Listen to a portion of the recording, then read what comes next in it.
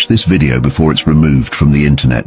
In 1926, they came out with a booklet about how to use sodium bicarbonate as a medicine. Sodium bicarbonate is probably the most useful substance there is. There are books that talk about hundreds of common uses, cleaning the refrigerator, dealing with diaper rash. The list is endless. As a medicine, it is crucial.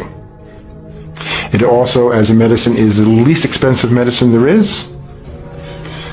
You can buy 50 pounds for less than $50, so we're talking very inexpensive because it's common baking soda, and yet in injectable form, you have to have a license to use it, though it's very useful taken orally and transdermally, like in baths.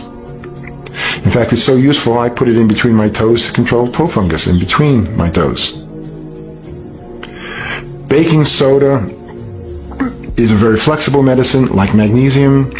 It can be taken orally, it can be used transdermally, it can be injected, it can be nebulized, and there's a company that makes a capsule that combines sodium bicarbonate with glutathione. Break open the capsule and put it into the nebulizer, and you're directly treating the lungs. It is not very well absorbed through oral means, so this transdermal route is a very powerful tool.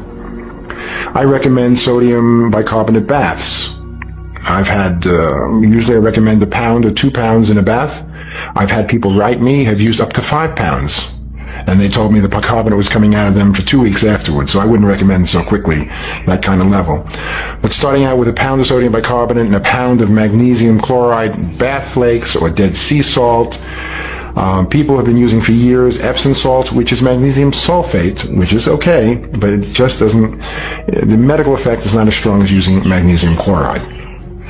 So these baths are very, very nice.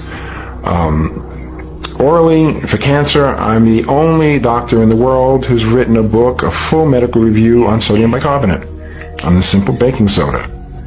And I always suggest it to be part of a protocol for cancer.